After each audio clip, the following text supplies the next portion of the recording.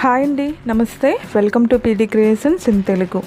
ఈరోజు రెసిపీ వచ్చేసి స్ట్రీట్ స్టైల్లో మెత్తని పకోడీ అండి. చాలా టేస్టీగా, ఇంట్లోనే చాలా ఈజీగా మనం ప్రిపేర్ చేసుకోవచ్చు. ఈ మెత్తని పకోడీ ఎలా ప్రిపేర్ చేసుకోవాలో చూసే ముందర ఫస్ట్ టైం మా ఛానల్ని చూస్తున్నవారు మా ఛానల్ని సబ్స్క్రైబ్ చేసుకోండి. అలానే కొత్త వీడియోస్ కోసం పక్కనే ఉన్న బెల్ ఐకాన్ని క్లిక్ చేయండి. మెత్తని పకోడీ ఎలా ప్రిపేర్ చేసుకోవాలో చూసేద్దాం. ముందుగా ఒక మిక్సింగ్ బౌల్ తీసుకొని అందులో 3 మీడియం సైజు ఉల్లిపాయలు మనం కూర కట్ చేసుకుంటాం కదా, ఆ సైజులో కట్ చేసుకొని యాడ్ చేసుకోండి.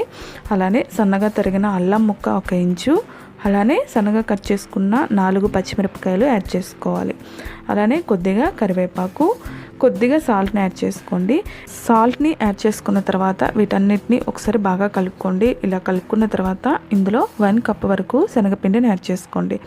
అలానే క్రిస్పీగా రావడం కోసం నేను 2 టేబుల్ స్పూన్ వరకు బియ్యం పిండిని యాడ్ చేసుకున్నానండి. ఇలా యాడ్ చేయడం వల్ల పైన క్రిస్పీగా లోపల సాఫ్ట్గా పకోడీ వస్తుంది.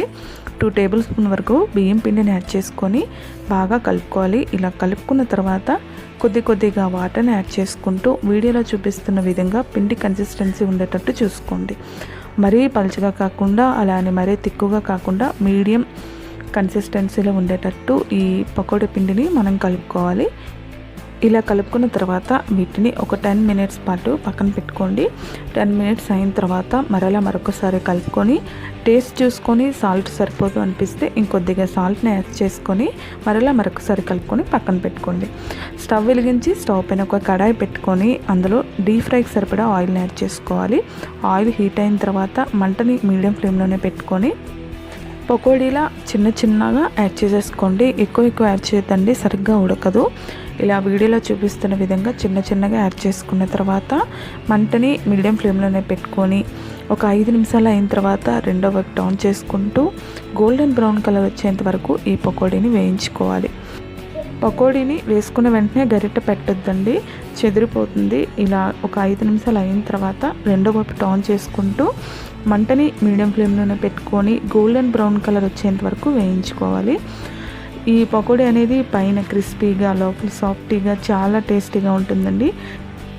గోల్డెన్ బ్రౌన్ కలర్ వచ్చిన తర్వాత వీటిని స్టైనర్తో తీసుకొని టిష్యూ పేపర్ యాడ్ చేసిన ప్లేట్లోకి తీసేసుకోవడమేనండి. మిగతా పిండిని కూడా మంటని మీడియం ఫ్లేమ్లోనే పెట్టుకొని కొద్దిగా యాడ్ చేసుకుంటూ 5 నిమిషాలు అయిన తర్వాత రెండో వైపు టర్న్ చేసుకుంటూ వేయించుకోవాలి. ఈ పకోడీ అనేది చాలా టేస్టీగా ఉంటుందండి. అలానే చాలా తక్కువ టైంలో మనం ప్రిపేర్ చేసుకోవచ్చు. అలానే ఎక్కువ ఇంగ్రీడియంట్స్ కూడా అవసరం లేదండి.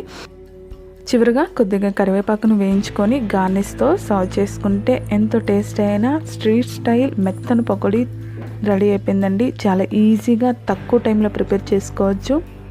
మీరు కూడా ఒకసారి ఈ రెసిపీని ట్రై చేసి మీకు ఎలా వచ్చిందో మీ ఫీడ్బ్యాక్ని నాకు కామెంట్ రూపంలో తెలియజేయండి. అలానే ఈ వీడియో మీకు నచ్చినట్టయితే మీ ఫ్రెండ్స్కి మీ రిలేటివ్స్కి షేర్ చేసి లైక్ చేయండి. Thank you for your watching.